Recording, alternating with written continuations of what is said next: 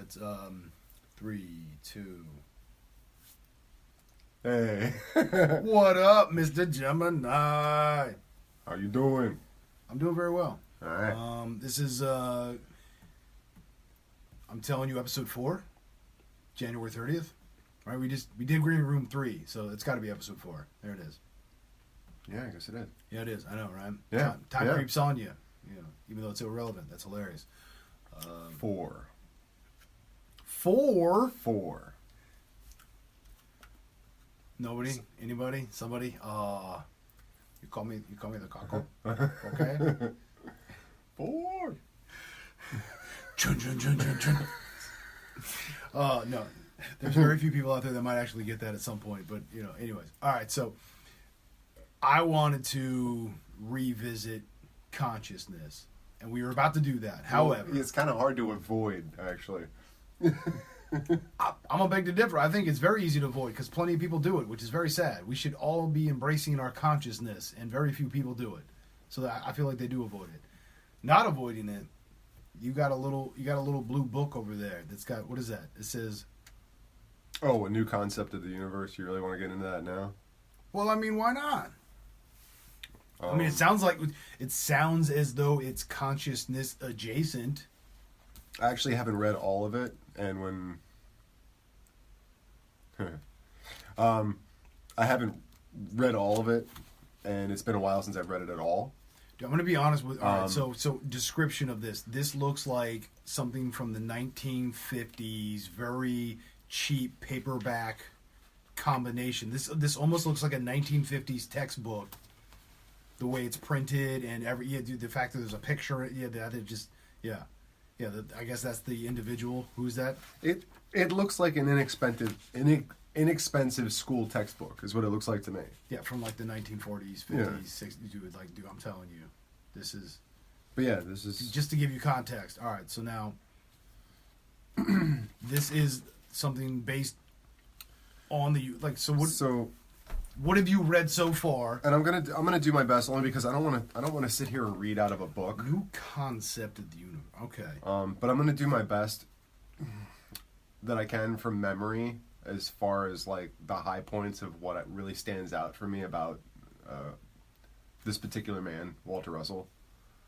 So now that's the thing that triggered with me is so we were just about to start going and discussing what was what, and this is, you said his name, and that triggered something with me. I was just like, why is it that I know this name? You're like, well, I've mentioned him before. Why is it have you mentioned him before? What is it before this that got you to read this? Let me ask you that.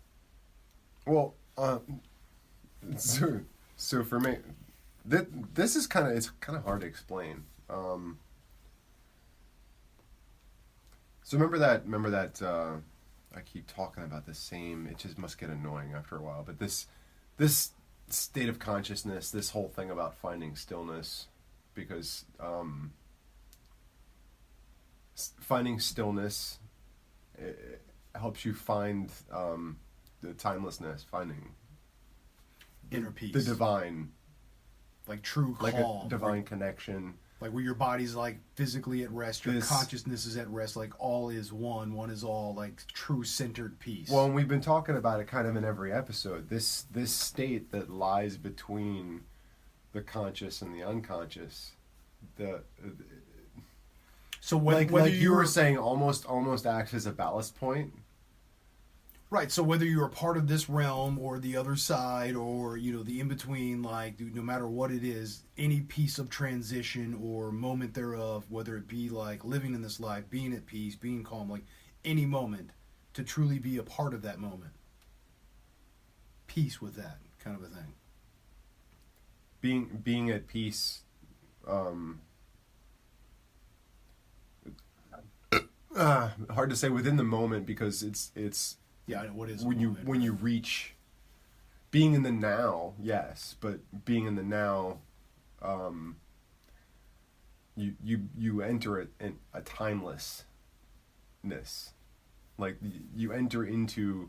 I mean, you've had it before when transcendent moment, whatever it is that whatever it is that sparks your fancy. If there's something like, if it's bowling, if it's building model airplanes, if it's whatever it is, fishing, riding there's motorcycles, drifting RC cars, there's going a to the certain- zoo, yeah, collecting there's snakes. a certain activity that I'm sure you have done before, that when you get into the mode of doing it, and it could be a number of different activities. It could be, you know, maybe you like to paint, maybe you like to write poetry, maybe you whatever. When you get into that mode and you find, like, you create something that's kind of above and beyond what you'd normally think your station would be, because you get into a place where all sense of time disappears. Like, you end up, I think you said to write 7 lines on a piece of paper, and then you finally look up and you realize it's been like 3 hours, and like you have no concept of this passage of time. Yeah, I think you expressed it as nirvana. I think that's the best way that as you were stating before, I feel like that place, no matter where it's, because again, it could be. Well, it starts as a place of stillness, which is like where you first move into that. Back to our conversation about Nikola Tesla, Albert Einstein, Walter Russell would be another one of them, where Walter Russell, from a very young age, I think it was, I want to say it was like 13 years old, he just kind of went off into the woods, and I don't know for how long. It was a pretty decent amount of time, like, See, now it's days funny. anyway. It's funny that you say that, because prior to you, the vision I was getting with what you were talking about was very, like, I wanted to say Taoist, but I really wanted to say Buddhist. And so now you're talking about going out into the woods, and it's like, all right, so that's a very Buddhist thing to do, where it's like, I'm going to strip myself, right? Like, I'm gonna like remove all things and just go into the woods, kind of a thing, right? Is that's the vibe I'm getting? Is that? Well, I mean, not that necessarily he'd be. Yeah, I mean, it mattered not what you carry at that point. Actually, traveling light's probably best. There's references to getting ready to enter this state within the Bible, actually, which I think is kind of funny, because, you know, everybody calls it prayer, but it's really meditation. It's Same all difference. the same difference. Dude, I don't care if you want to call it consciousness, soul. Dude.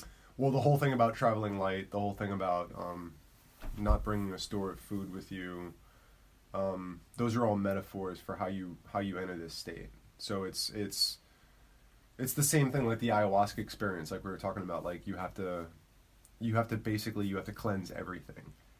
So you're eating bland food without salt, pepper, spices. Right. You can't have alcohol. You can't have sex. You can't. Oh yeah. You know, like everything's off the table. Right. So then Walter Russell. So he goes into the woods. So he goes into the woods at a young age, basically, and for lack of a better way to put it, he meets the Almighty and everything in between. And in doing so, he finds a way, like we were talking about with some other scientists, polymaths throughout history, is that you find yourself tapping into like an unlimited source of energy, of information, like the Akashic records or whatever, right? The 5G network you were talking the about. ether, the thing that just, being a part of that flow, where all things like understanding that the stardust has like all of the universe's DNA in it, and we have it a part of us, kind of, like all in one. So and the whole thing of yin and yang, simultaneously. Anybody who knows Walter Russell, I hope I'm not butchering the story. I'm just trying to tell it as simply as I can. Is from the time that he was about 13, this happened. He came back with knowledge as he grappled with the experience and what it taught him, and learned how to control entering into it. He ended up finding a way to put all this information onto a visual landscape, like to put it on the paper. What specific information? As best as you can. So, like, is there anything specific that so you know the periodic table? right, of the elements that we discover, like our scientific components, So then, iron, sulfur, and like hydrogen. I never made it through chemistry and all that, so I never really had to. No, I'm just saying. Yeah, I know. Nerd alert. Yeah, I do. I never really had to memorize the periodic table like most people, so I'm not as knowledgeable as most people. But the periodic table is laid out like it's a bunch of blocks, and it's like sectioned off into areas. Like, because there's certain components where it's like solids, gases, inert, radioactive. Like they're broken into categories. right, but it just kind of like to look at it, unless you know exactly. Like you look at the shape, and you're like, oh, that's the periodic table. Like you know it from experience, just looking at it before. Like the way the different colors are separated and the sections that it's sectioned off into. Well, I'll be honest. Like the physical shape always reminded me of basically like the United States. Including Alaska and everything. Like the way it just kind of like I don't know. It's got a very but particular shape to it. But anyway, so in this particular state, this trance state that he would enter into. Is this while he's in the woods? Or just in general? I mean, I don't know about. I mean, obviously, when he's working out, like, I mean, the guy was. He would do paintings. He would write like scientific, and he wouldn't call it theory because it's like, as far as I'm concerned, this is knowledge of truth. Like I'm seeing things the way they actually exist. Yeah, I think that goes back to that conversation we had. There's a difference between like, fact and truth, right? Basically, like, I was trying to explain it, and I don't really. It just sucks because without being read up on it right now. Well, you don't have to be because but the point is. Well, but the because remember, my bigger question is, saw, what is it that you got into this before you started reading this book? Like, what was it about him? Like, what was those things? Oh, it's another one of those rabbit holes I went down. Well, I get that, but what triggered that? Because you started going off about him going into the woods. So I mean, what was that about? Well, it's this seeking to understand physics in a way that, like, the way this man understood physics, it transcends like any kind of teaching you've ever learned about the physical universe. Like, well, see, when you say that, it triggers the idea of Bob Lazar when he's talking about with Joe Rogan that it's like, hey, so having a non-reactionary propulsion system is, while we can't material-wise reproduce, our physics still, like, our ideas kind of still supports it, even though it doesn't truly understand it because it's not the exact system. So it's like, I get that, like, I mean, just because even though it makes sense, doesn't mean that it makes sense. Even though it should make sense, and sometimes it doesn't because it should. But so I mean, what's his thing about? So the periodic table, right? Well, yeah, you're right. So the way he so just to finish that one, no, it's okay. Like, yeah, but that's how we do. So we got to stay on topic here. To him, he envisioned it a different way. And the way it's described, and I'm going to show it to you in a second, so it makes more sense. It's actually a spiraling. So if you think about it, like everything in almost like a DNA helix as it rotates down, like a staircase. Very much, because everything does that. Well, there is a hierarchy. I mean, the table is based on lowest to highest. So it goes, in that direction. So here's the thing, and it's like I've been like working for a while at like how to get my mind around how to explain it. Well, what if he has synesthesia? You know what I mean? Like going back to the Terrence Howard thing, you're saying he saw it in a different form. I mean, because I even said that about like Tesla and Einstein, right? What if those two had it and they just didn't know it? And if you ask anybody who does these little flights of fancy with trying to reach these different planes of consciousness, intentionally staying there for as long as they can, working, attempting to be transcendent or whatever, right? Well, people that work at there's an area like that. Is it the ether, or is it right above it or something? But it's one of the first planes above this physical reality. And you can go there, and it's basically like a blank slate. And you can pull up any idea. You can pull up a sunny beach with palm trees. You can anything you can imagine. It sounds like heaven. You could pull up. No, because you. Is that like no, the waiting because you room get on the way exactly what you ask for. Yeah, well, I mean, It's is that what heaven's supposed to be? It's an area of. If you're like, I want to be in a swimming pool full of Twinkies, bing. But But you're here's just the like, thing, what's like- up, Twinkies? like these Backstroking in it. I don't know. These trying to keep it on topic is really hard with you. These guys like Nikola Tesla. You know, if you'd asked them, they said this is where I was going to basically create a physical construct in a non-physical reality to see how it would function. Because in my mind I can apply all the same rules that apply here. I just got the Matrix, the training program, right? It's yeah. Where it's that construct where it's like, hey, these are the rules that we have to deal with, but we can kind of just play around with it. And if it goes boom, nobody dies. Well, yeah, same basic concept is that Right. that you can create something almost like a 3D printer, but you don't have to use material to do it. Like it's all thought form. Right. Drafting But board while in you're 3D form. but while you're in it, this is Was don't it forget the this is the holodeck, same.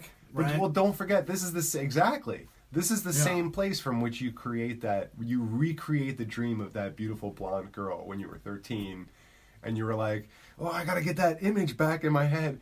That's the area you would go to. I love how you use that as a reference. Well, sure, because Do you have a woman from when you were 13 that you want to get back into your head? not specifically. Right, It was yeah. more of a body type, I think, than anything. I love how we're talking about Walter Russell going into the woods, and now somehow we're like on training programs. Yeah, and it's funny how it just yeah. Anyhow. Right, so he goes into the woods. He's 13. Well, we were actually getting into the finishing the description of the periodic table. So the Right, way we see it Well, but in science class, there's I'm just trying to pull up the mental image. It's like a bunch of blocks, and they're not all as you go along the columns. They're not all of equal they're length slightly and size. diagonal. Yeah, there's larger components. There's smaller. different areas that are colored off, different colors, and It's almost like a weird sidestepped rainbow piece, almost with blocks. so his A really weird Tetris game. vision was based on the principle that everything is light. Is So, light? Yes. Okay. So when I say this, light is the only force in the universe. In a way that light is God. Everything that you see, feel, experience, taste, touch, everything, it's all from the original source of light. So this is the way he thinks. This is the way he envisions Walter everything. Russell. Walter Russell. Okay. And that basically as there's a spiraling, and as the light spirals down and lowers its frequency, it becomes different things. So it goes through. This is I'm going off my best ability off what I read in here So before. I just got an image It of like a goes- black hole in a sense. Well, it goes as it's slowing. Like a tornado. Yeah, it's the same double helix you're talking about, but Right. as you're going through that, each twist is representative of slowing down octaves, is how he talks about it. So if you look in here, and what you're going to see what looks like a snake slithering, but that's basically you're taking concentric circles and you're splitting them open, like pulling up a noodle. Right. And what you're seeing is just the noodle dangling, like it's Well, representative. so when it lays side by side, you get that curly cube, but when you stretch it out, you get that much more of like a DNA helix strand kind of look. So it stretches out. Yeah. So that's what you'll see, but he looked at it as Yeah, you're taking it and laying it out even further, where you're uncoiling it so it almost flattens itself out. right, and he called the different sections octaves. Okay.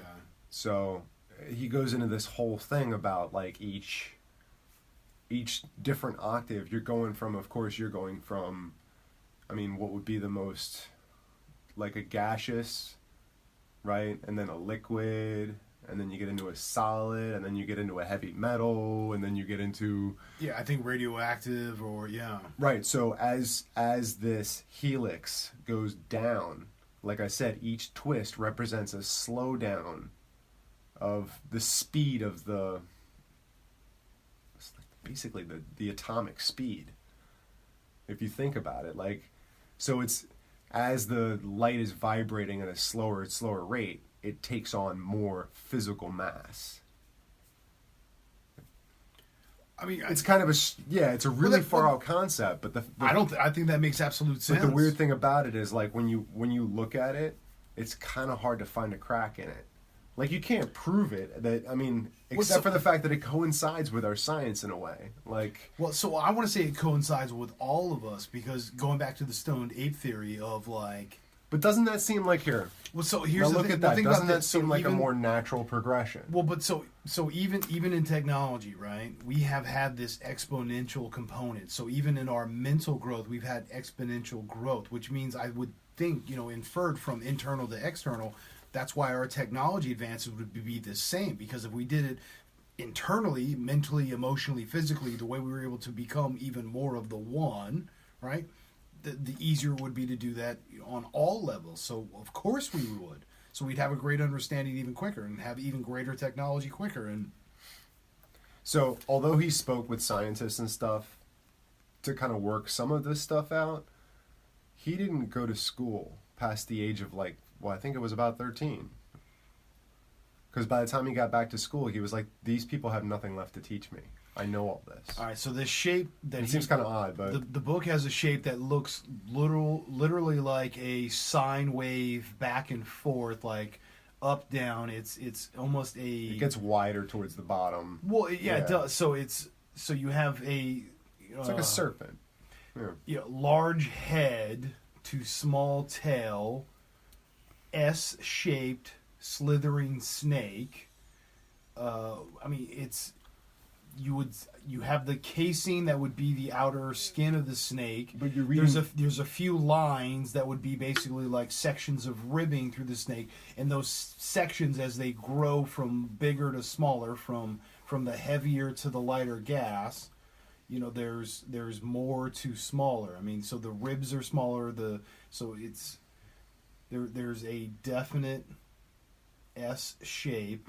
I mean, it literally looks like a snake with its head cut off. But that's not the way... with some of its vertebrae. Like I was trying to tell you, that's not the way he actually envisioned it. If you were to take correct. that So and roll it back that's up... what we're saying, yeah. So you take that curly Q. We're taking the curly Q and laying it out straight, not... That's basically laid out straight. Right.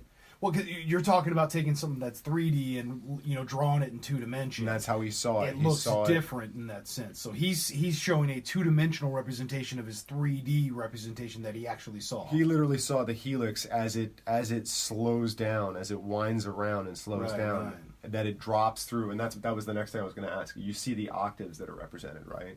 Oh, and they all show 9. up as different groupings of chemical. There's 9. There you go. 3, 6, 9, the divine. I love how that rhymes. Oh. Rhyme. So little weird things. Yeah, like, there's like alpha, gamma. Like we got neon, argon, krypton, xenon. All right. So I mean, yeah, radium. I mean, it's very interesting the way the specifics of where the center points, and those are like center points as you cross back and forth over the null. That's what I say, like the oscillation as you get the sine wave of the hill valley. And like he I don't understand it all, but he explains all of that as to why, like the mechanics of why it works the way it does. But like alpha non, beta non, gamma non, helium, neon, argon, krypton, xenon. But they're all families. Right. They're all tied together in families based on... So the octaves, you were saying something about the octaves, right? Well, based on their... And here we go, tying it all back again to Nikola Tesla. All based on different frequency vibrations. That's what that represents. Okay. So if you go all the way up that makes sense. If you go all the way up to the top, up above gaseous, what you get is something, it's basically closer to light. That was his whole thing, is that...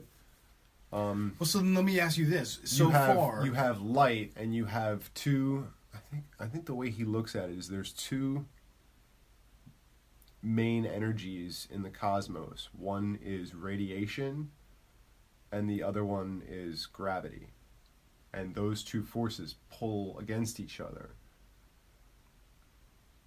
It's really weird scientific, but I don't think that really that's goes back. where you have the this power goes back, of these two opposing vortices that basically stitch matter into being. I think this goes back and supports the whole idea of this propulsion system that Bob Lazar talks about, like for real. Like how? What the... Yeah. So before you started to say that, my question was going to be to you, like, what is your biggest takeaway from him so far? Because I mean, you really started to get into the whole, like, he was going into the wood thing, but then started going off into the periodic table to right. That's so the beauty of our conversation. Well, but I'm curious to what it is that you felt that was necessary to bring up that component. Well, I mean, and this is just because it's me. Like, I'm gonna keep coming back to that whole thing, because it's that state of mind that makes us differ as human beings. The ability to reach the same place that gives us salvation is the place that gives us all this creativity and this wonder and awe for the universe around us. This man would sit in nature to the point where just listening to the world around him as it went about its business, he could pick up on intricate patterns that wove around each other, and how, like, you're thinking about, like, okay, all these noises I'm hearing, but, like, the birds and the insects, they're all in on the same game.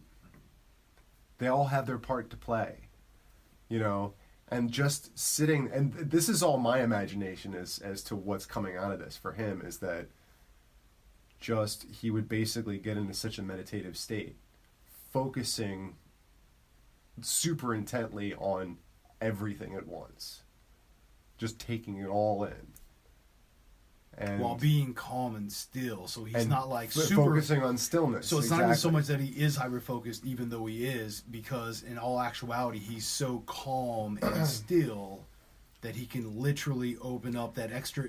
He's not using 10% of his brain at this point, right? He's using like 30%, 50%, whatever. He's being.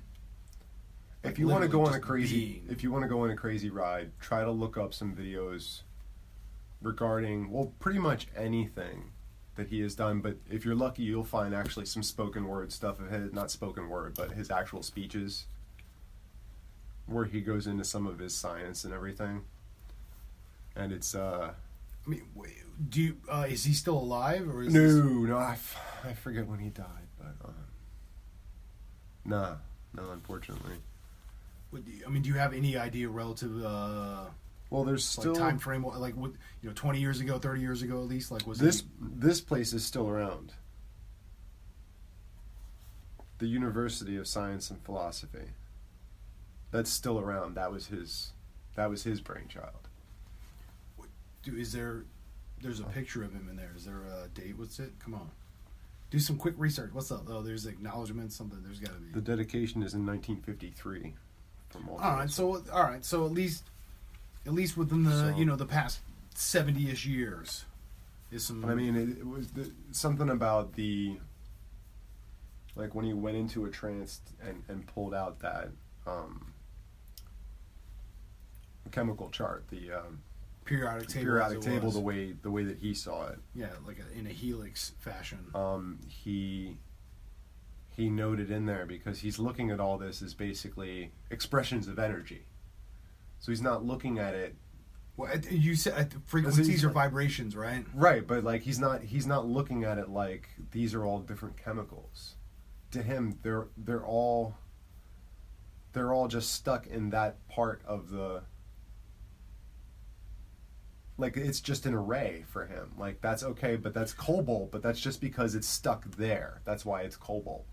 Well, it has to be. It's just matter that's stuck in that position. Well, like it has to be. Like, dude, it's just the way this works out. So it's like I don't know. That's the best way that I can think of to describe it. That he didn't look at it as different items of stuff. It was just like, this is matter when it expresses it at this frequency. Okay. So when he looked at it, he apparently saw was it 2 or 3 different things that came before hydrogen, and this was before science actually started to figure out, some of these other things and speculate. But that he was basically saying that there was at least 3 things that he could see that came before hydrogen. I'm like, what? And I think since then, I don't know what they're called. That somebody look that up. I don't know. I don't even know how to look that up, but yeah, I get, dude. It's one of those little things I like, anecdotes that I heard about Walter Russell when I first started looking into him. So, but it's Well, so what is your biggest draw, do you think, from him that makes you want to keep reading more about him?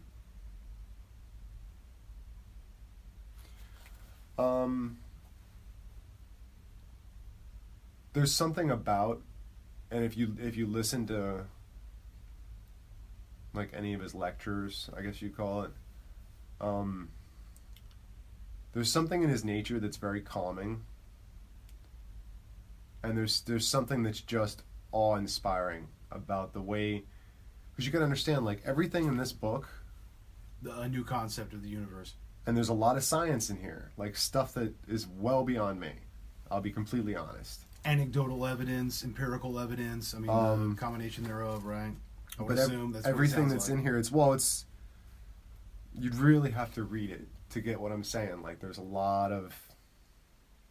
Well, I would assume it sounds like he's the type that's intelligent enough that he's citing his work, so he's at least attempting to use like empirical data, like stuff that can be basically proven, or so whether it's accepted as empirical data and they want to just call it, self-reporting. Well, in a sense. empirical is fine. Empirical is basically what I'm talking about. Everything in that book is empirical. Well, so yes, empirical when you means when you say science, factual. well, provable, empirical means evidence that's gained through personal experience. Well, but so that to me that sounds more like anecdotal, where it's like, well, this is what had happened. Whereas empirical like, means you that it's could like, say- hey, we have controls, there's variables, we understand the situation, we've retrieved A religious multiple. experience is empirical, is what I'm saying. It doesn't prove anything. I would say a religious It experience. proves something to that. A religious experience, if it's quantified correctly, meaning that you looked at it from, there's a visual, there's an audio, there's the third perspective of, live audience. And when you have multiple points and you can judge all of that information together, that's where it starts to be perceived as like empirical data, because now you can have peer reviewed. Everybody can look at it and be like, okay, I can see it from this perspective. You got like anthropological, sociological, psychological, so on, so on, and so on. So, I mean, damn, is it really? Oh, wow. It sounds as if he is an intelligent enough individual that when he's expressing these natures, it's like, hey, I actually have, whether it's perceived as empirical or not, but it sounds like he's doing it from an intellectual perspective that is on that nature. I'm just attempting to qualify him either further, because it's what it sounds like you're expressing to me. So, Yeah, empirical means from experience. So, okay, I just wanted to make sure we're on the same page. It actually says empirical evidence is the information received by means of senses, particularly by observation and documentation of patterns of behavior through experimentation. The term comes from a Greek word for experience, blah, blah, blah, blah, blah. well, yeah, and again, so And that you Wikipedia, have, please give us money, and blah, blah, blah. well, but again, so it's that controlled experiment, as it said, that component where it's like, hey, we're aware of so many things that we can at least now attempt to actually quantify, and a multitude of people can go like, yeah, we can agree to this. It's not just like, okay, so Fat Joe said on Tuesday this, the blah, blah, blah, and it's like, all right, so that's my thing, I don't get it. It's like, oh, okay, so one guy telling a story, that's not empirical evidence. All right. So and that's what I'm saying. From what he'd say, he's pulling from a multitude of sources to kind of back his work up. I think to some extent, just to piece it together, I mean, obviously he has to use terminology that's known. So you would have to go, okay, this experience that I had, I have to put words to it. So he has to reach out to the scientific community to figure out how to express his... Okay. You know what I'm saying? But in general, everything in here is empirical. Meaning it came from his experience, his experiential... But it's not like you can see what happened. It's not like... Well, and so that's the thing. All right, so because it all happened up here. Well, I mean, literally, it all happened up here. but you can look at it from like parapsychology, okay, where you're talking about the paranormal, the thing that is not exactly the standardized physics that we're used to today, like the undescribable stuff. You can look at it from electromagnetic components. You can look at it from temperature differences. There's different ways to categorize, collect, and so just because it doesn't fall under a standardized category doesn't mean that it's actual data. So you're saying it's only coming, from his perception in his mind. It's like, but so if you can collect the data of the surroundings, which is the experiment component of it, then yeah, it's absolutely so anecdotal. If you can collect it, yes, but Right. empirical by itself means collected from the senses. So you really can't, by its nature, yeah. With the experiment. Well, yes. Experiments by definition means control, variable, data collecting. That's the scientific component. Everything is anecdotal because it's always from your perception. It's always from how anecdotal is straight perception, where it's just like, my name's Johnny and this is what happened. Great.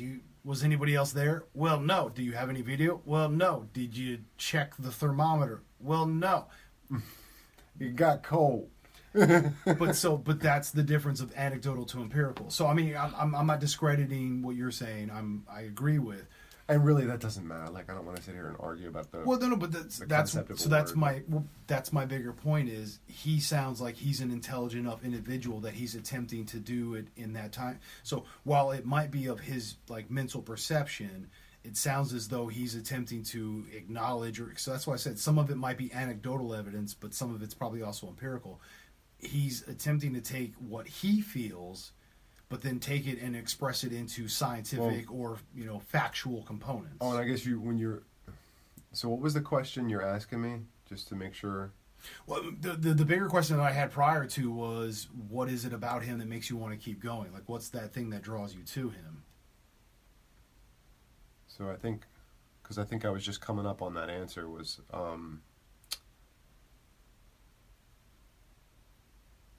seeing like it's the way that he looks at everything. It's the way that he like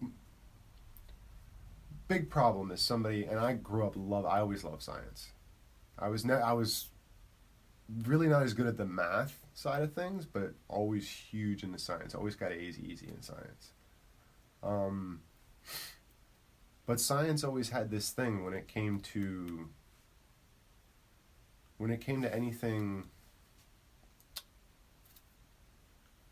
anything non-physical, anything you couldn't prove and repeat in a controlled scenario. The para. The experience itself. That's like the paranormal, right? The Well, I provable mean, but not normal. I mean, the experience itself. Like, I mean, you can explain to somebody, oh, when I was 7 years old, I tried this stunt on my bike and I ended up skinning my knee up.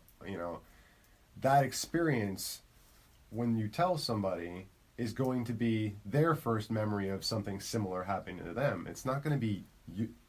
What you have is very specific to you. Right.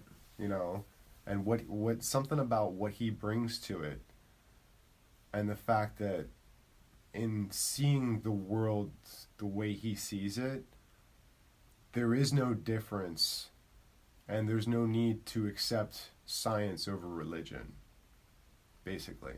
And for me, there's something really true about that science should be like that. There should be an aspect of science that accepts the fact that, like what is it about what's it called, the spooky movement, the quantum physics stuff, the way subatomic particles move, like this. The God particle stuff, or that's what I mean, that's one way to express it. As if a scientist could capture the concept of God in a petri dish. Like, please, he's everywhere. I love how you said he. That's It doesn't matter. It's pretty sure God doesn't identify as. yet again. anything Anytime other you than- use nomenclature, all you're doing is you're restricting. It's I am. Right. Yeah, dude. I bet that's I am. God is literally just like God probably doesn't even I am shit. He's just like. You're just like, what just happened? I don't. But I mean, just the whole concept of thinking about it as a person at all. But yeah, you say he because it's just standard practice. So That's all. I That's why I do anyway. from what you're expressing about Mr. Russell, Walter Russell, polymath. well, one, the whole hey, let's go into the woods, right? Let's. It's well, good. And I'm well, not no, talking. but- And I'm not talking about doing any kind of crazy nothing. No, but, Like, but yeah. I'm gonna go just slightly, secluded, just kind of chill and do my thing, and just be. Because personally, I've done this. I literally went on a journey where I walked into the woods and found myself to be lost, and from there, I took myself to a place of peace and calm. So, as you're expressing this stuff about him, I'm like, dude, I'm totally vibing on it because I've done this. It was, for me, it was a very, it was a great moment of release and acceptance, which I love about this world. This world is filled with nothing but irony, and it is so comical. And when you start to actually look at it, from my perspective, I find more times where I get to not so much like laugh ha ha, but laugh he. Right? So the fact that he's off and just, I'm going to go discover, be a part of, it reminds me of the whole Tesla, Einstein. I'm gonna exist in this moment and have a conscious understanding of existing in just this single moment, that it allows them to kind of break the ideas of what physics is. And it's not even so much that they like break the laws of physics, they just break the perception of how those physics can work, because they can remove the idea of time or the idea of light, or that you can modify time to modify light. Like, it's just, Well, that idea in and of itself is pretty dope. Like that, I dig that stuff. So I'm resonating big time with this. I like that, and that's why you saying the thing that you enjoy the most is his perception. I think that's great. well, and that whole thing though, the whole thing about science having to go against your belief system or go against the kind of the I higher wasn't even self. so much go against, but willingness to accept that there's an alternate perspective, like perception. Like, there's always been that, and it's funny too, because one of the things I've found, and I don't know if anybody else has noticed this, but like, it seems to me that when you get to that, like I said, you take an idea and you play it out ad absurdum, right? And that's what science does, because it doesn't care about the structures of what they know. Like, I know that's the corner, I can't go any further than that. I'm not going to mess with that. I'm going to mess with another spot where I'm really not sure where the edge is. I'm going to go beyond where I think the edge is, and I'm going to test it. That's what the whole scientific community is all about. So it's in throwing these ideas around, but the thing is, it's like being able to look at it without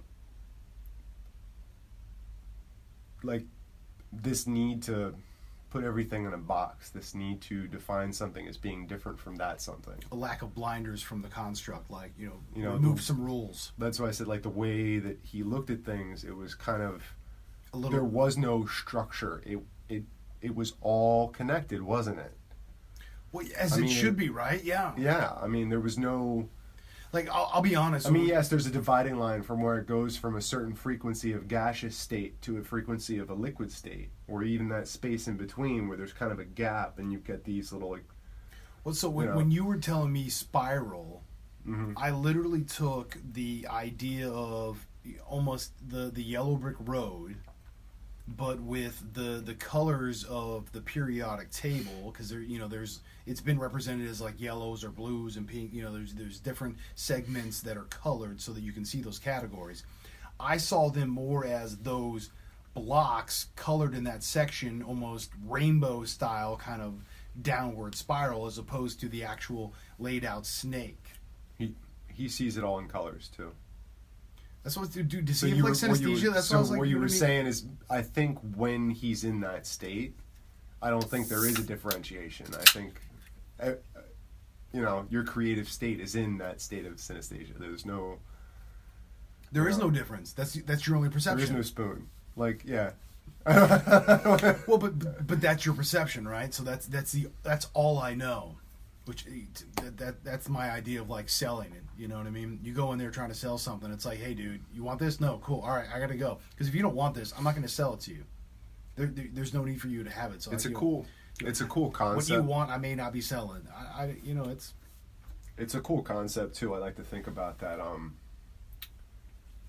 That workshop space I was talking about. That it's a very creative space, and it's considered to be like right above, like the first level above. Well, that's the three-dimensional physical reality. I keep going back to the idea that, as you call it, the Akashic record. It's like there's just this infinite amount of information that is at our literal disposal via our consciousness, not our physical body, right? Because it's not in this realm of this physical body that information is available. So we have to go at it from a whole nother perception. Well, where does any of it exist, really? I mean, like seriously, where does it exist? Where does math exist? Well, but that goes back. It's a concept. But that goes back to the idea that like this could be a video game that we're literally playing in right now. Like really, for real. Like we could. Well, I mean the holographic universe. I mean there's this virtual reality. We already The Sims, Grand Theft Auto. People out there that argue the world is flat. And although I don't agree from the with right the map, argument, it looks flat. I get that. From the right satellite, it looks flat. I get that. But that again, you can take 3D and put it on 2D. It looks flat. So. What was that? Theoretically, it's possible. Don't mean it's right though. What was it? The old story about where the world comes from, and it's like, well, the world is flat, and we're all in the back of a turtle, and it's like, well, what's underneath the turtle? You want to know what's funny about the back of the turtle? You don't remember this one? Well, go ahead. It's turtles all the way down, baby. Is that like just keep swimming? It's like, what's under the turtle? There's nothing under the turtle. It's just another turtle. It's turtles all the way down. It's just there's probably like a tuna fish in there, maybe an octopus or something, a squid or some algae and plankton. But what was I going to say about the interesting thing that I think about? That's what I was getting to about the scientific community and the spiritual or religious community is they're all looking for the same thing. When you get to that point where you're ad absurdum, like I said, where you've pushed to the edge of the envelope and you can't go any further, and you get to a point where you ask the scientists, okay, why does this happen? Oh, because of this. And why does this happen? Eventually you get to that point, it's like, I don't know, it just does. And that's where you're like, okay, well, why did that happen? I don't know, do you believe in God? And that's where you'll get them, it's like, well, I mean, I'm off topic now because I'm not allowed to talk about that, but I've reached a point where my science doesn't go any further. Well, but that's the problem. But in essence, we're all looking for the same answers. Well, see, and so the one thing that keeps popping into my mind right now is the whole.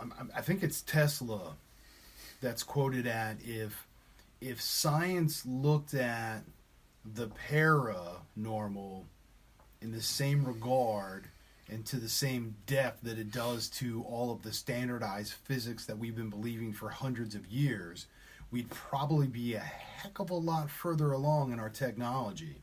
Like, that seems to be our limiting factor, is that we can't get past the materialistic ideas.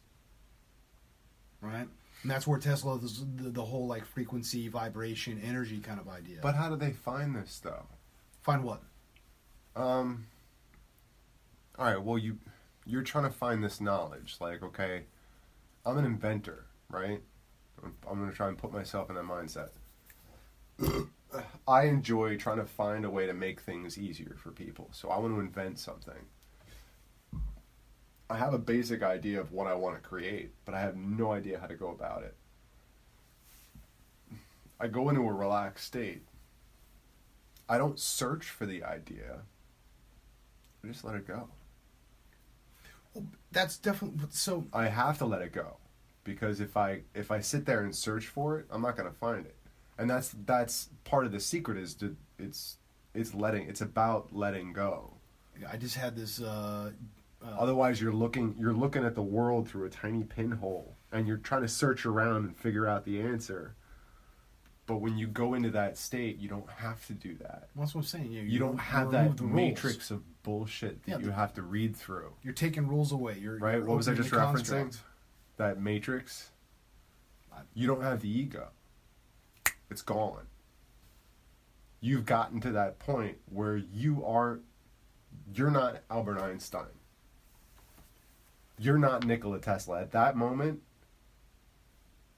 you are the ether. You're a conduit. You're an open conduit.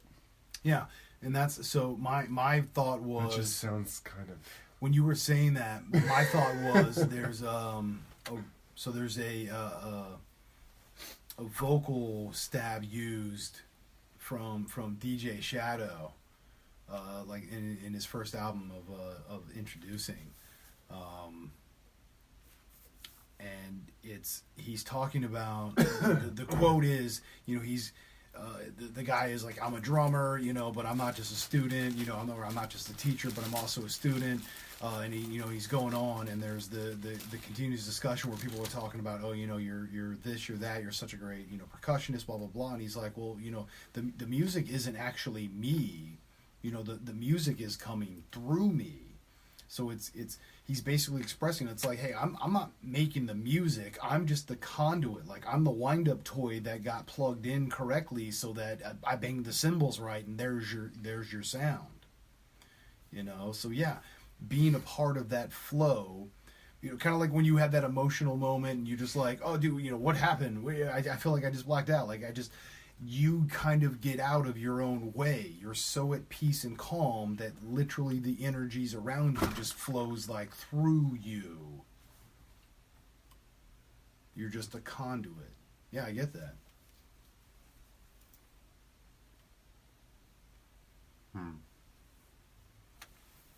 Fun stuff to think about. But yeah, Walter Russell. Interesting stuff. There's another book he wrote. Oh. Here's a good wait, let me see if I can find something in reference. So we were talking before about, unless there was another topic you wanted to talk about right now. Yes, no?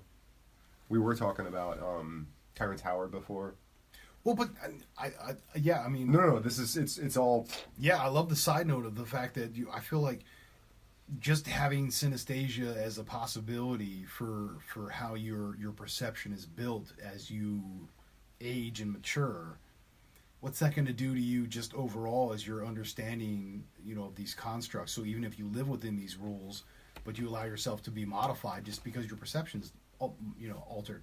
It goes back to the whole stoned ape theory thing too. You're talking about just altering your perception. As soon as you alter your perception, it seems as though it's instantly going to build towards an intellect or a building of a greater understanding or capacity for empathy, in a sense. That's what it sounds like to me. I mean, is it really almost one? Wow. Sorry. I'm still looking this up. This is... you had a pad out, and you're like, all right, so I'm going to put my tablet away. That doesn't work. Now he's got his phone. It wasn't... Yeah, it wasn't working. That's not. Apparently, that's not how that thing works. This is why we need a fact checker. I know. If you're listening, we can't pay you in money. We can pay you in high fives, love, respect, You get privy knowledge beforehand. This is we're gonna see. You'll see this in the description or something. Go ahead, send us an email, give us something or other. Just it's whatever. We'll get a hold of you. Still nothing. See, this is why we need a fact checker. This takes too long. The man who tapped the Your thumbs are too big. I have the same problem. The man who tapped the secrets of the universe. It's Walter Russell. Pay no attention to the man behind the curtain. Well, I couldn't find it that way, but wait, Terrence? Yeah, see, but I really think this whole alternate perception idea is a great possibility. I mean, I know personal reflection-wise, as my perception modified, so did my understanding for other capacities, as well as an increased capacity to just respect, appreciate, have to just be grateful for. Oh, by the way, I wasn't looking for this, but what's that say?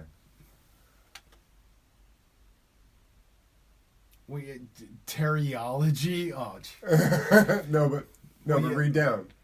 What 20 years from now they'll know that 1 times 1 equals 2. We're about to show a new math. I hope this is a reference to the Terrence Howard talking about his perception of how math, the numbers, synesthesia, the fact that he has it, the speech that he talked about in the previous episode. I couldn't find a picture. I think it was the second one. I couldn't find a picture that I wanted to find, but I mean, if you're a fan of Terrence Howard, he what was that show he was on? The one where he was like basically a rap artist that made it big. That was a movie. There's a show. I'm talking about a show that he was... right, later on, yeah. With Tahitian and all that. Yeah, I forget the name of that. I never really got into it. It was at a point where I just kind of got away from TV and cable and all that stuff, I'll be honest. But yeah. They had the record company and everything. He just got out of jail. To me, it was the extension of the movie that he was doing and stuff. It was pretty... I liked it. It was... Hustle and Flow was... I think it's just called... It's just called Empire. I think it's just called Empire. There you go. But anyway, he became really interested and intrigued by Walter Russell, so much so that he bought the there's like a big volume, and it's only available in hardbound, and it comes with a certificate because it signs you basically up as a member of this school by buying it. Oh, that's kind of cool. And it's a big. I mean, it's like a $50 book, but I mean, it's like a big old hardbound, and it's basically like this, except it's like all the science behind it. It's all of it. It's everything. And apparently, it's one of those books when you just let it drop on its own. It wakes the entire classroom up from the board. Explanation of that that week's lesson. It's a decent size. What the? Oh, well, because the funny thing is, what I was going to say is, I remember seeing this book, and didn't realize it until later that it was this book that I'm talking about. It's called The Universal One. It was written by Walter Russell, and it's basically all his cosmogony, or all his vision of the cosmos, like his cosmology.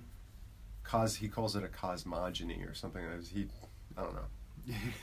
If you read him, he tries to make sense out of everything, why he explains it a certain way. But anyhow, I dig that. I really do. So anyway, Walter Russell has this big book that you can still buy to this day. I want to get a copy. Sounds like more of a physical one-all be-all textbook for the school of what he teaches. And if you've watched the show Empire. There's segments in there, and I forget when it started to happen, but you would actually see him in the scenes holding this book.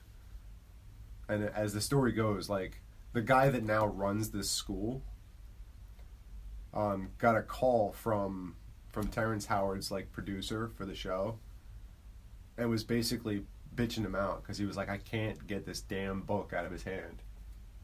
He won't put it down. That's awesome. That's awesome.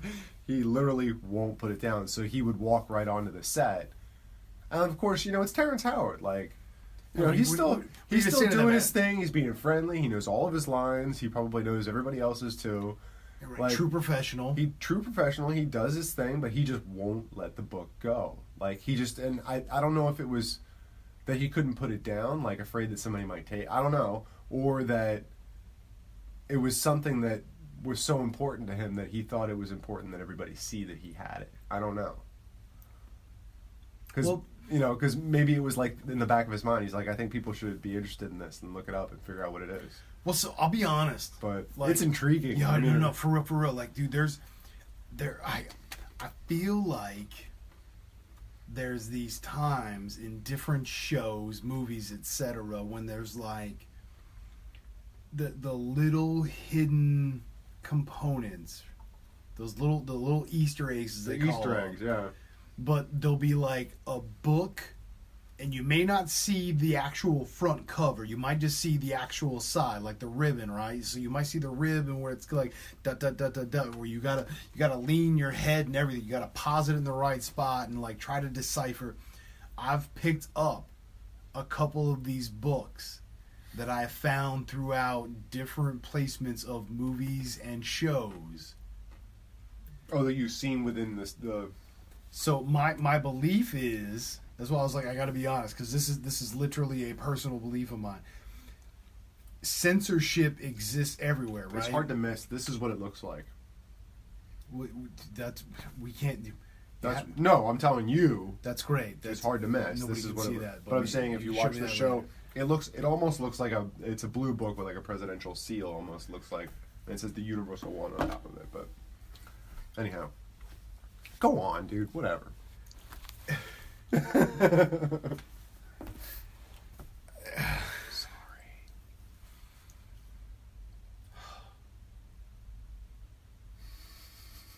Dude, for real, no. Like, I just, all train of thought completely gone now. I'm sorry. Where was I at? Now you got to catch me up. Um, I remind you all the time. Where were we at? we were at. Yeah. Terrence Howard. Well, yeah.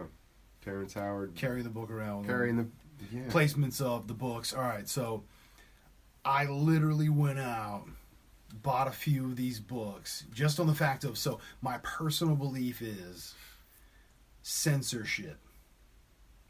So, because Facebook can do it, Google can do it, all these different platforms, YouTube will do it. So you step out of line. Twitter did it to the president, right? Doesn't matter who you are. So this censorship exists, right? No matter what. On these larger platforms where the internet is this free speech spot where everything can be done, right? Yeah, no. Apparently not. So that becomes that bigger component of, if you want to be able to kind of like hide it, but like in plain sight. So you start to sneak stuff in, so that but back in the day that was like the appropriate like ad placement where all of a sudden like a can of Coke pops up, or like a box of cereal, right? It was just product placement at the right time, where all of a sudden it's like, hey, we don't have to pay for ad time because now we're on the big screen. So for these individuals, for them to kind of be able to sneak under the radar, they kind of hide it where you only get to see like the front cover for a half a second. You got to pause it because you saw it. And you saw it. You back it up. You're just like, wait a minute, what is that? Like To Kill a Mockingbird, or Do you know Secret of a Ninja? The Secret of a Ninja. That's one of them. You saw this in what movie? Oh, it was a show. A show? It was How You Met Your Mother. It was on a bookshelf. Oh, okay. Yeah, that was one. Oh, dude, there's a few others.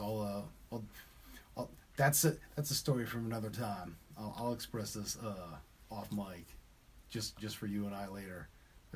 There's always little fun things. We'll all get back at this. Later. There was something like that too in and I forget what the reference was, but there was a particular book that was the bathroom read for Pulp Fiction. Yep. And I think it came up more than once within the movie.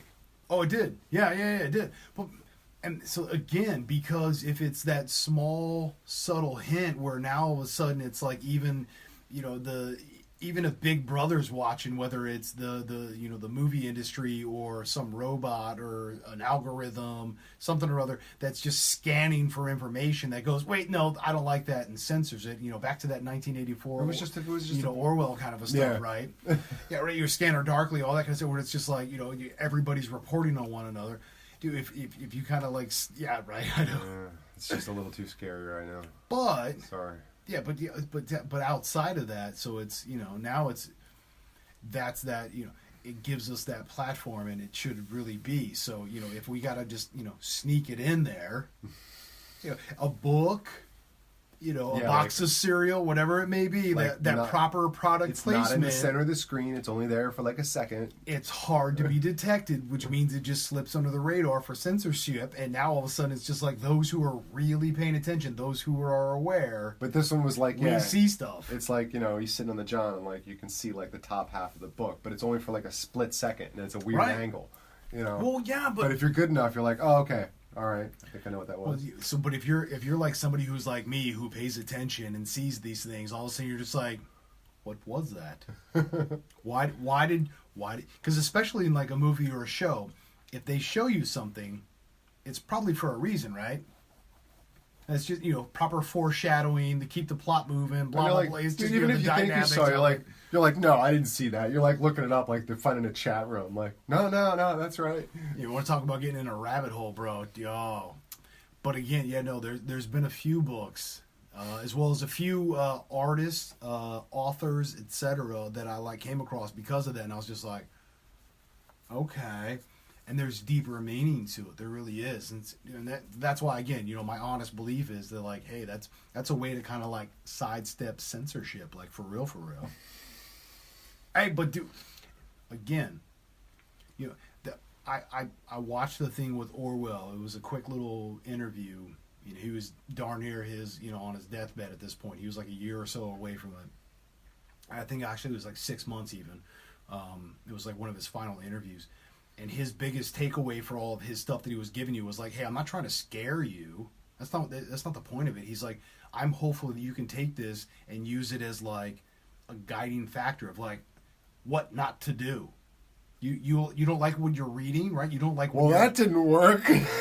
But that's exactly it. It's like, hey, does this really disturb you? Cool. Do the opposite, bro. Good talk. That was his point to all of his writings. That was sorry, George. That could work. But that's why the whole perception. I love that. And I'll be honest. I mean, so you're telling me all this thing. The correlation between Terrence Howard and Walter Russell. The Tesla, the Einstein, all these individuals where we're talking about being calm, being still. Whether you have to go out into the wilderness. I mean, Walt Whitman, right? You want to talk about Longfellow, going out in the wilderness, right? Oh, by the way, you'll get all that kind of stuff. You'll get a kick out of this. Hold on. But just doing that kind of stuff. So these types of individuals having alternate perceptions, giving them this ability to tap into this alternate knowledge. To me, it makes logical sense. I'll be honest. So it's just I don't see how you can't not do that. Like that's a truth to me. This came with the book. What is this? Poet's Code of Ethics. Okay. And look at the dude. Yeah. Look at the names on that. Yeah, we got Emerson, Holmes, of course. Yeah, Burroughs, Whitman. Yeah, Twain. They're all on there, right? Markman. Yeah, I got that. But yeah, that's why That's why I said I got, it's a truth to me. That came with this, like, with basically a science textbook. Copyright 1958 by University of Science and Philosophy. It says on the bottom of this placard that says Poet's Code of Ethics. Hubert Spencer, Walt Whitman, Edwin Markman, Mark Twain, Ralph Waldo Emerson, Oliver Wendell Holmes, John Burroughs. Attain the brotherhood of man ideal by giving righteous action and goodwill service to every man, instead of taking from him that which he has. Discover that all men are extensions of each other, that man is made of man. That's that, stone sharpens stone, right? And that the hurt of one man is the hurt of all men. Y'all, dude, if I feel it, somebody else probably feels it. Well, like when that was written, I'm saying. Yeah, it's 1958, right? Yeah. Develop character, intelligence, and good citizenship. Dude, I love good citizenship. Dude, be a part of your community. Be a community member, for real. Like, it's that easy. And good citizenship by teaching every man from early youth to be a good neighbor and loyal citizen. And, dude, loyal citizen, member of your community. That's what a citizen is. Not a part of a system, part of a community. Community, dude, community. I'm gonna say it a bunch of times. Discover man's inner self by awakening within him that spark of divine light which lies dormant in every man. Dude, it is deep inside of all of us. They keep saying man, because, it's 1958, but to me, man means human. He talks a lot about the divine spark, about the... As we all should be. The inner light. Right? So, because like I said, to him, everything is, light is God.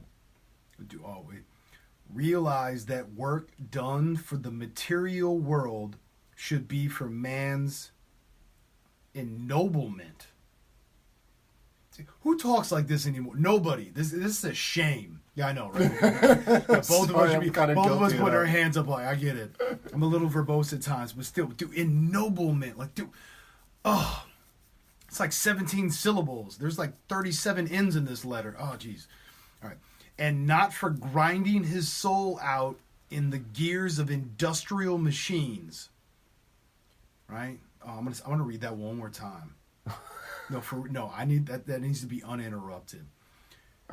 Realize that work done for the material world should be for man's ennoblement, and not for the grinding his soul out for the gears of industrial machines. Kind of hard to argue with that one. I'm gonna be for real. This is coming from a bunch of guys that made money being artists. Well, I don't know. Well, I wouldn't say made money. They had a living, probably. Yeah, they had a living. Right. Know that man is mind, not body. That he is immortal spirit, not mortal flesh, and that he is good, not bad. Dude, this is beautiful. Judge the righteousness and religion of any man by what he does to his fellow man, and not by his beliefs, doctrines, creeds, or dogmas. All right, I'm sold. Can I get some of this? Can I get some Kool-Aid over here? This is dope. No, dude, this is dope. I'm saying. Dude, I'm telling you. I read it. This is beautiful. Seeing this? I mean, you will know a tree by the fruit that it bears, right? So this, again, right? Right? Yeah, you may want an apple tree, an orange tree, but it's going to be a peach tree. Yeah, that's Kung Fu Panda, people. If you ain't, it's got to be a movie reference. I'm surprised we haven't done Beastie Boys at this point at some time. But so I'm gonna go back to that whole. He went into the woods at 13, just to discover himself, right? He just and this is what came. This is the fruits of his labor. You can tell me all those guys did the same exact thing. They had to have. That's why. Well, I know for a fact at least two of them did. Oh, Whitman and Emerson. I know. Yeah, I read plenty of them. Know that Twain's got to have been. I mean, or at least had some mushrooms or something. He enjoyed himself. I'll tell you that. But yeah, dude, any of the, dude, Holmes. There was definitely adversity, seclusion, time for retrospect in any one of these individuals before they started to write something profound. So to me, it's almost as if they tapped into or found something profound before they could even discuss it, write it, put it out there. And I mean that's why that's the thing that really triggered with me is he went into the woods when he was 13. When we went to the woods when we were 13, we were like on bikes, or we had like firecrackers, or like a nudie magazine or something, right? We were building like a clubhouse or whatever. I don't know. And I know I can't. Well, I was gonna read just right off of there, but I mean, this is the problem. You can't do that with a book like this. But I mean, to just open up to any page. Basic misconceptions of science. Dude, that sounds like 13 volumes of beyond deep discussion. Here we go. Dude. No, just if we just do this one, number one, the cardinal error of science lies in the shutting the creator out of his creation.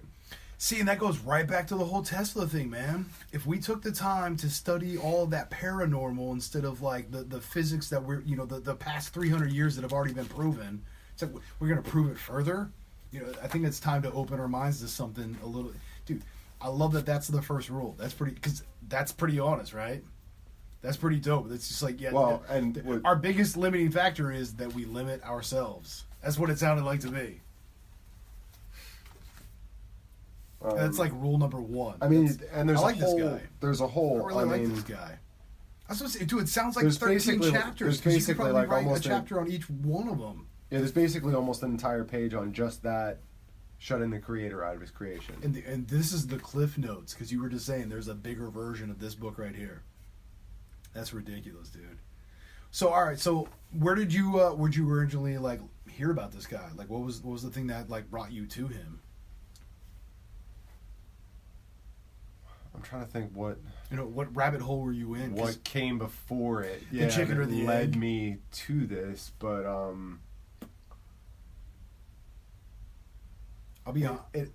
it actually may have been shortly after looking into all the Tesla stuff that you just kind of, if you like that, you might like, so like I just started flipping down the other, and I ended up on, and to listen to this stuff, it's hard to explain. Like you have to read a little and then like think about it and then read a little more, but he's not using really difficult language per se. I like that. It's just the concepts. They make your brain feel like you're pulling it from the inside out and flipping it. Like it just. That's pretty cool. It twists your mind up a little bit, but just the. All right. So what's this one is? What's the name of this one again? The universe. The book. Yeah. So. A new concept of the universe. And what was the other one? The big book. Oh, So he showed the me one that it literally showed up in the show several times, because that's what I was telling you. I remember seeing it, but I never knew what it was until later on, when I was watching a video about. I was looking up videos on Walter Russell. I'll be completely honest. I literally went on to YouTube and I just typed in like Walter Russell. You went on your literal YouTube rabbit hole. Yeah, and just like his spiral idea of the started periodic out table. with That's what you did. started out with a video of, like I was telling you, the guy that runs the school or ran the school at the time that they made that video. So the Well, yeah, because his University stuff of being Science back and in like the Philosophy. 50s and stuff. Yeah, he probably maybe is most likely not around anymore. So there's guys who are continuing, or individuals that are continuing his school for him. Yeah. So those are the ones that made the video. And it's very much, it's a labor of love for a lot of them. I think they've gone out there and they've just joined this family. I mean, because he was very much The School of Science and Philosophy or something. What the was University of Science that? and Oh, there you go. Philosophy. The University of Science and Philosophy. That's And pretty it's cool. actually Swananoa. Swananoa. I don't know. So what's the name of the other book that you showed me? Which was I don't know, basically a Wind- giant. Um, It almost looked like a bluish sky background with a star. yeah. With the typical, with the happy face in it, I mean, the oh my multiple goodness. points off to every side, the gold and It's the to me, it looked like a yellowish- presidential seal. Like if you just give it a quick glance, but I think kind that's of. But what is it? What is the I- name of this? the universal one. The Universal One. So that's like the grand textbook of the University of Science and Philosophy. Yeah, I think that pretty much covers most everything. Because it has like all Conceptually the that actual he- science that backs up this one, the new concept of. Yeah, I think it the was universe. this stuff is, and even more is in that it's like a tome, if you will, like a big, It's got all of it: the Bible, the glossary, the index, because I know you section can. you can like write notes in. Well, that's the weird thing. Like when he, like you were saying, does he have? I know it's ridiculous right now. Does he have synesthesia or whatever. Possible, but at And- least a modified perception, I would believe. What- I mean, it sounds like he built himself. clearly to it. he has a Well, modified perception, But was it already predisposed genetically to his body that he came into? You know what I mean? Now, just curiosity. To be 13 years old. I mean, I think that I'd have to double check, go back and look. We don't have our fact Yeah, checker. dude. We were 13. We're going off into the woods. We're like doing stuff we should do. It wasn't the same. We were kind of- not meditating. We weren't like trying to Well- like hook up with like the spirits or no. I no, may we have weren't hugging meditated, trees but, and yeah, that wasn't really. no, bro. We would have passed out. That would not have been like meditation. That would have been like were you holding that tree up? Yeah, man. Just No, keeping I this mean, tree right here. At 13? Pretty close to it. We were definitely at least like chilling. Actually, not 13. No, it was like 14 or 15. But anyhow, off subject. But still, yeah, no, he's on a different level. Which that's why I'm like born with it. Was it part Well, of? the basically, I think after that experience. Oh, and that was the other thing I want to say. So after that experience, I did say that part. He came back to school, and he tried. Like he really tried. He was like, you can't teach me anything. Like, I have a totally different understanding. So he like concepts were not probably- that you're wrong, but like there's so much more to it than what you know. Yeah, right. And I know that, so there's really nothing you can teach me. Yeah. And so basically at 13 he was off on his own, but it didn't stop him from doing anything he wanted to do. You know what I mean? If he wanted to be an artist one day, he would get an easel and he would paint. And he painted some amazing things. He started painting stuff that's the way he sees, I forget what one of them was, the way he sees the currents of electromagnetic pulsating whatever, like he paints these really elaborate things, and this is how I envision it, this is how I see it, so it's if you look through his, and I haven't even looked through it all, like I said, I still want to get his big book, but yeah, I'd hate for this whole show to be all about him, but he was pretty cool. I'm gonna be.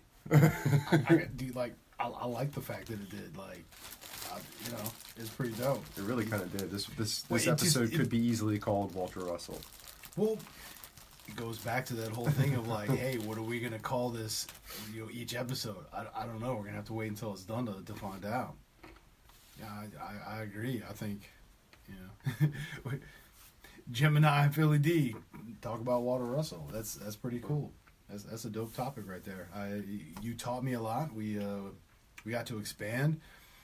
We continued, I think, on a relative tangent of what consciousness is by understanding perception or what perception can do to our understanding of things. So that's just a whole nother.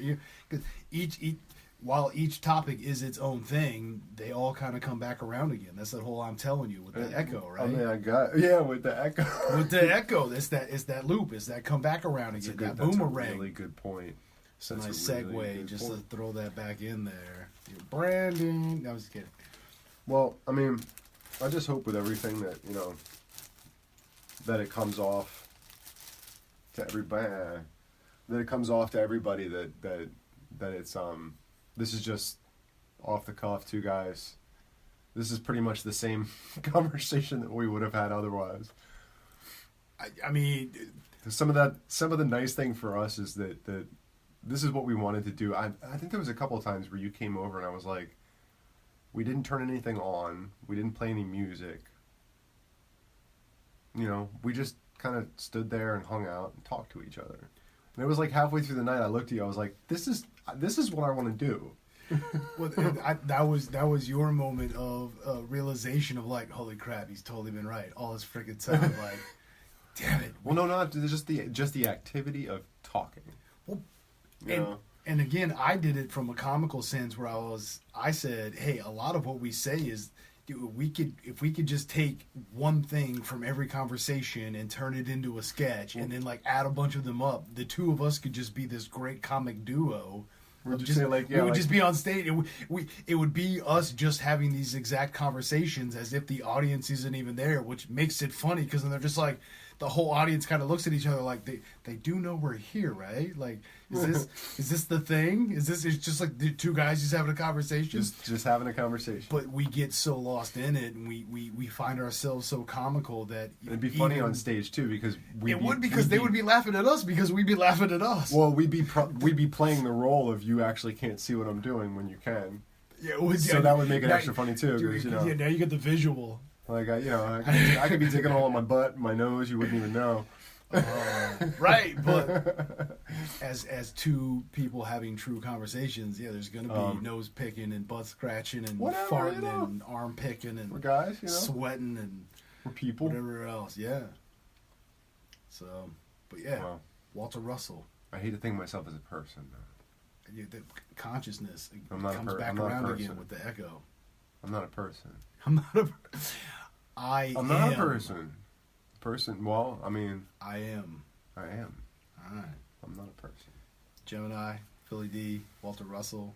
I am. It's a pleasure. It certainly was, and I'm exhausted. All right.